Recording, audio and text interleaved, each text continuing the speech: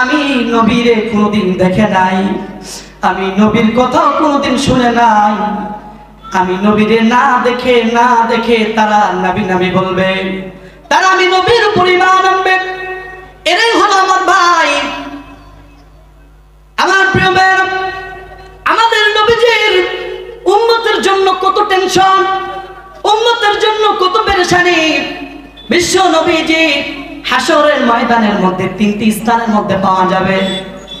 নবীজি পাগলের মতো ছোটাছুটি করবে যেন আমার উম্মতেরা জাহান্নামের মধ্যে না যায়। আমার প্রিয় ভাইরা, বিশ্ব নবীজি উম্মতের জন্য কেমন পাগল পারা ছিল। নবীজিরে মদিনার মধ্যে 3 দিন থেকে খুঁজে পাওয়া যাচ্ছিল না।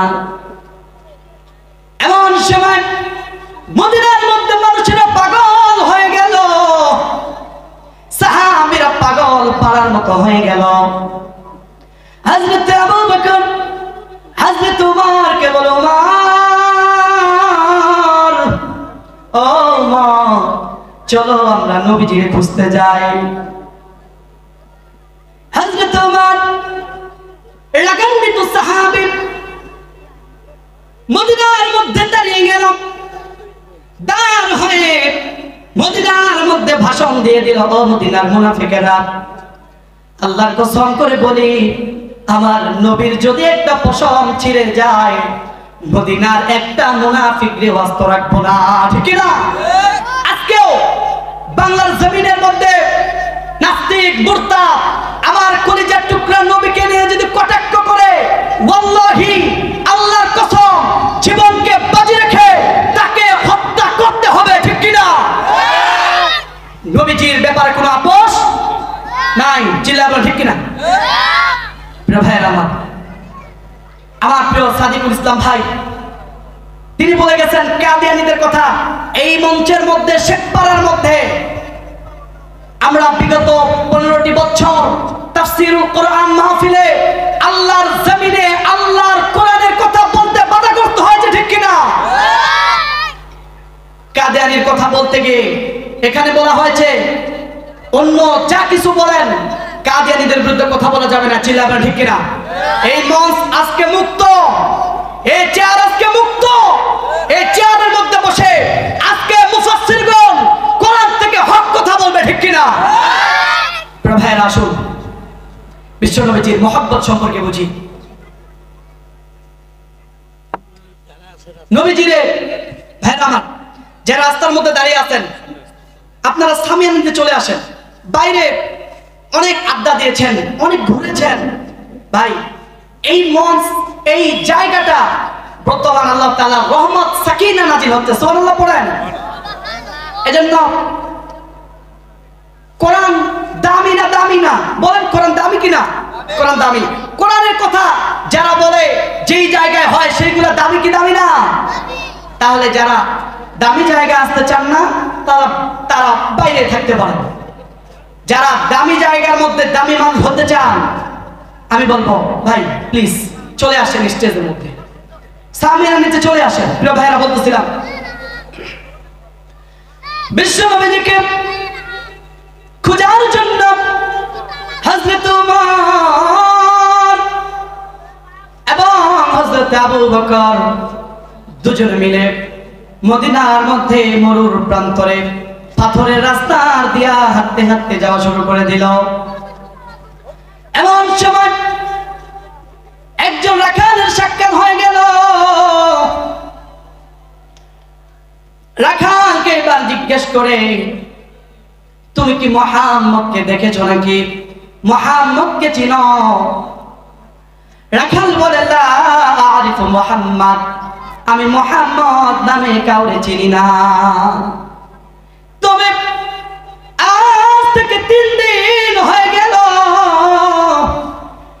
মরুর প্রান্তরে পাহাড়ের ওই পাশে একটা লোক 3 দিন থেকে চোখের পানি ছেড়ে দিয়ে কান্না করতেছে। আল্লাহু আকবার। 3 দিন হয়ে গেল চোখের পানি ছেড়ে দিয়ে কান্না করে। ওই লোকটারে চিনি না। ও ভাই, ওই লোকটার কান্নার কারণে আমার ভেড়া বকরি দুম্বা গুলাও চোখের পানি ছেড়ে দিয়ে কান্না করে।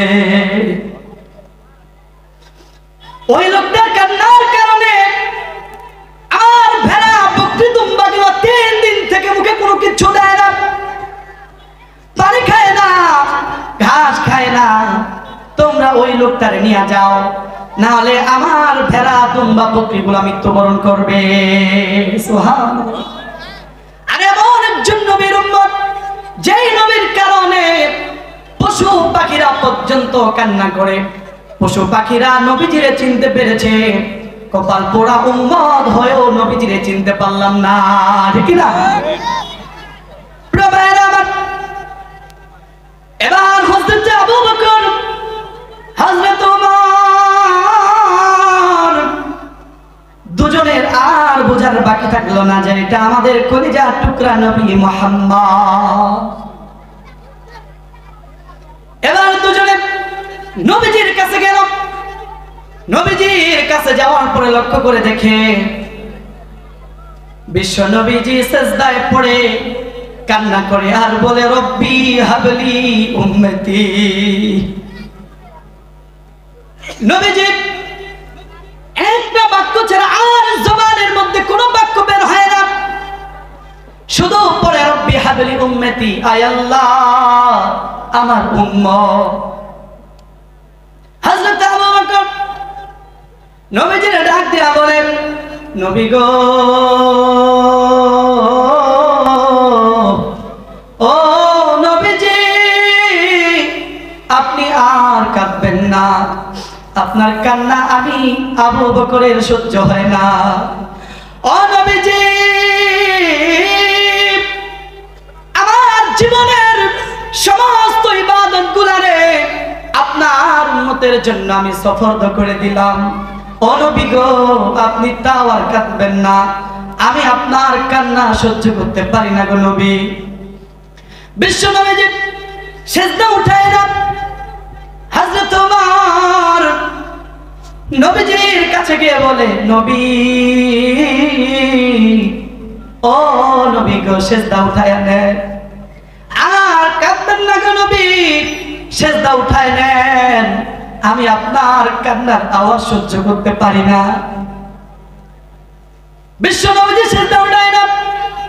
হযরত ওমর বলে, ওগো নবী, আমি আপনার মাথা মোবারক নিতে গিয়েছিলাম, কিন্তু মাথা নিতে গিয়া আমি ওমরের মাথা আপনার কদমের মধ্যে সুপর্দ করে দিয়েছি। আল্লাহু আকবার।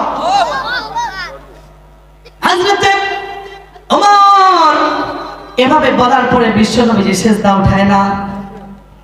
হযরত আবু বকর বলে, ওমর, আমাদের দ্বারাই মনে হয় হবে না, চলো আমরা হযরতে ফাতিমাতুজ জোহরা রাদিয়াল্লাহু তাআলা আনহার কাছে চলে যাই।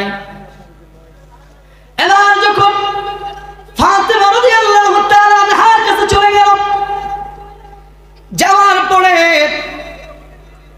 হযরত ফাতিমাকে বলেন, আ ফাতিমা, তোমার পিতা চোখের পানি ছেড়ে দিয়ে কান্না করতেছে। ফাতিমা গো, চলো চলো, নবীজির সিজদা থেকে উঠাতে হবে। এবার হযরত ফাতিমা ইমাম হাসান হুসাইনকে নিয়ে পাগলের মতো দৌড়া শুরু করে দিল। পাগলের মতো দৌড়াতে দৌড়াতে বিশ্ব নবীজির কাছে যখন চলে আসলো, বিশ্ব নবীজির কাছে আসার পরে ফাতিমা রাদিয়াল্লাহু তাআলা আনহা বলে, ও বাবা, আপনি সিজদা উঠায় নেন। ও বাবা, আপনি যখন কোথাও সফরে যেতেন, আমি ফাতেমার সাথে সর্বপ্রথম সাক্ষাৎ করতেন। আবার যখন সফর থেকে বাসায় আসতেন, আমি ফাতেমার সাথে সাক্ষাৎ করতেন। বাবা গো, আমি ফাতেমা এসেছি, সিজদা উঠায় নেন। বিশ্ব নবীজি সিজদা উঠায় না। এবার হযরতে ফাতেমা বলে, আরশের মালিক, ও আল্লাহ, আপনি আপনার হাবিবকে উম্মতের জন্য পরীক্ষা নিচ্ছেন। ও মালিক, আমি আমার কলিজার টুকরা হাসান হুসাইনকে উম্মতের জন্য কুরবানি করে দিলাম। সুবহানাল্লাহ। বিশ্বনবীজি সঙ্গে সঙ্গে মাথা উঠাই নিলেন। বিশ্বনবীজি বলে, ও ফাতেমা,